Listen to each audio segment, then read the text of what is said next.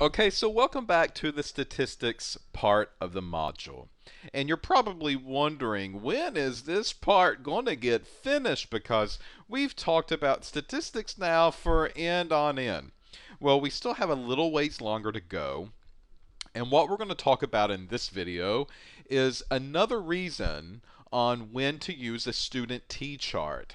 So we've already talked about a couple, and one of these is so that we can report a window or a range on a measurement that we have done in a laboratory environment.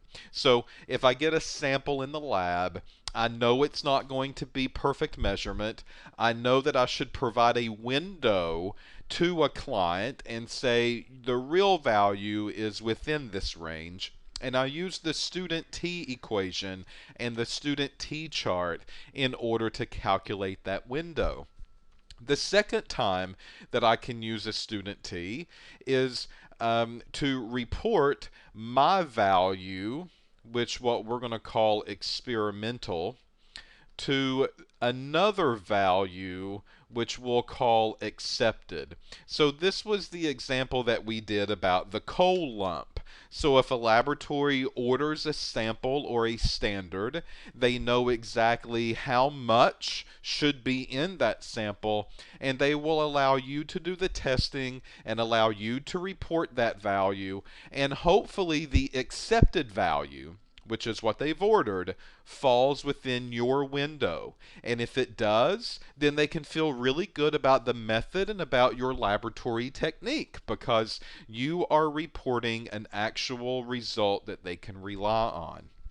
And then in the last video, what we saw was a sample that came into a lab, and we tested that sample on two different methods that we called method 1 and method 2. So this was a way that we could compare the methods with each other. Are the methods basically telling us the same story?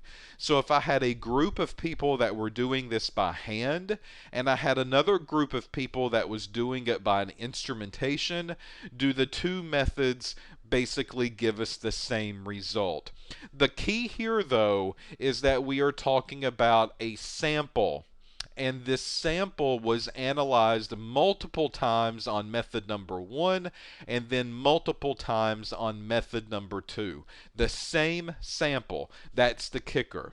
So this was that horrible S-pooled equation that we had to solve for in the last video, and then take that value and substitute it into the equation that was even longer, and go through and handle these two averages and two standard deviations and 2 degrees of freedom, and compare what we called our T calculated to the T table. And we want to know, is it greater than or is it less than? In the previous video, our T calculated was greater than the T table, so that means that the two methods were different. If the T calculated is less than the T table, then that means our two methods are the same. So for instance, when the automated titrators came out in the laboratory, well, we had a group of individuals in a lab that was doing this by hand every single day, all hours of the day. Well, when automated titrators came out, we no longer really had to do that by hand. We can just put our sample on the instrument and allow the instrument to titrate, allow it to report a value, and then we print those values off and report them. So it took a lot of work off of our hands because of that. But in order to go to that step, we had to prove that the instrument is actually providing us the correct result. We had to make sure that the instrument that we were using was reliable and that it was giving us a result that we could feel good about, and we had to prove that statistically through the student T chart. And that was the equation with S pooled. Now, there's another reason to use a T chart.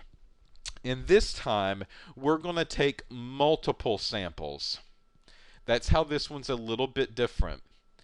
And we're going to compare that on two methods once again. So method 1 and method 2. So not just one sample anymore. We now bring in multiple samples into the lab, and we test those multiple samples on our first method, and then we test those multiple samples on a second method. All right, in order to do that, we need a different type of equation. And this is the equation that you will use when you want to compare methods done with multiple samples. That's how this example is different. All right, so if we take a look at the equation, it looks complicated, but it's not. And let me tell you why it's not. You've already really been doing this equation all along. So if you look at this equation up at the top, it looks kind of nasty, right? We see the summation of the individual D point, whatever D is, minus D bar, and then that's squared. So we take the difference between these two, we square them, and we add up all of the differences, all of those values. And then we divide that by n minus 1, which is really the degrees of freedom. And we take the square root of that entire value. Okay, well, what does the D represent? The D represents difference. The differences between the two methods. Whatever that difference might be, it could be a negative, it could be a positive. We'll see an example in a minute. But D is your difference. So this is the individual difference value minus D bar. Well, anytime we saw the bar, that represented average, right? So this is the average difference.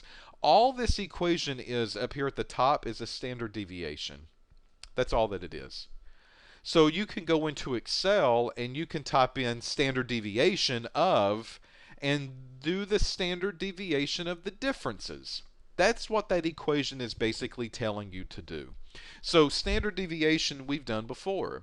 And standard deviation, we did an example by hand. We did a few examples using Excel. However you want to do it, then do it. But Excel is going to be the easiest. So again, look at your differences. Take the standard deviation of the differences. And that is this SD sub D up at the top. That is what that equation is representing. On down below, we see this T-calc equation, and again, this is no different than what you've seen before. So this is the absolute value of the average. So just in case that average comes out to be negative, because we are talking about differences here, so we could get a negative value. It's not really a true final result. You take the absolute value of that, divide it by the standard deviation, and then we multiply by the square root of n, and n is the number of data points that we have. All right, so these equations are no more difficult than what you've seen before up to this point. It's just a standard deviation and a run-of-the-mill T-calc calculation. What you will find, again, when you do the T-calc, you are going to compare that to the T-table. And just like before, if your calculated T is greater than the value on the table, the two methods are different. So you cannot rely on them. If the calculated T is less than the T from the table, then the two methods are the same. And you're more than welcome to use either method to report your values. And traditionally, they go by the easiest or they go by the cheapest method to do. All right, so let's look at an example.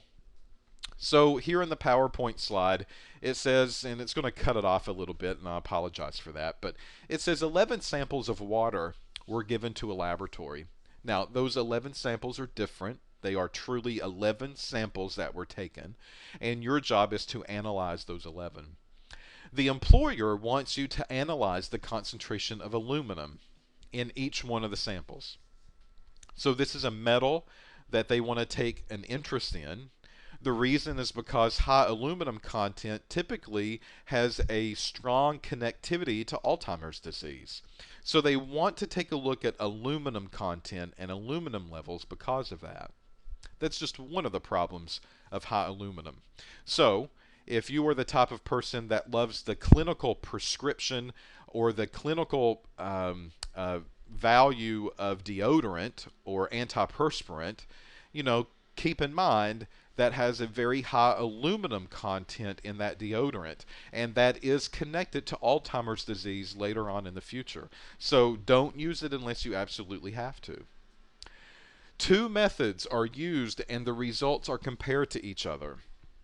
So we give these 11 samples to one group of people, and they do one method, and we give the 11 samples to another group of people, and they do a different method. And then we're going to compare those two values to each other.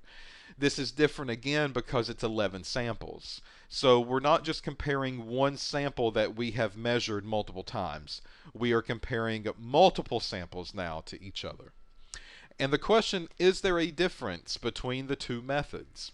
So once I do this, and once I compare the results to each other, well, are they different, yes or no? So in the next video, we'll solve the problem.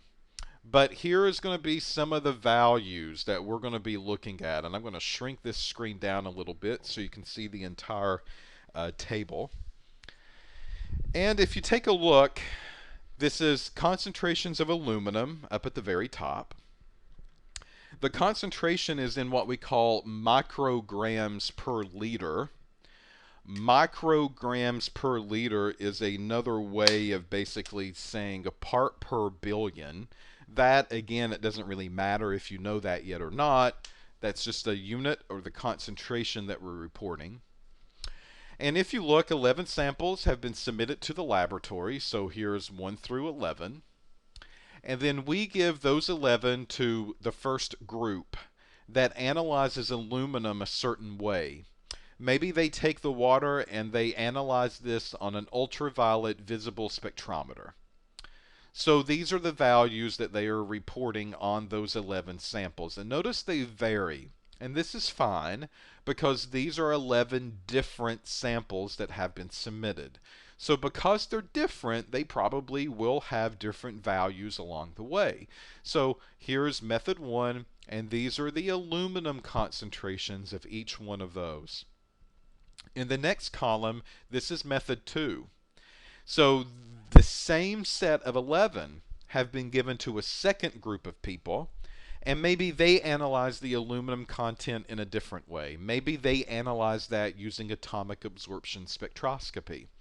So a different type of instrument. So they report their values back to us as well, and these are the values that they're getting. So with the first sample, they get something a little bit lower. The second sample, they get something a little bit higher than the first group. The third one, they get something a little bit lower. The fourth one, they're almost on top of each other. The fifth one, they get something extremely higher than the first group. The sixth one, they get something extremely lower than the first group. And then you can compare those results as we go down the table.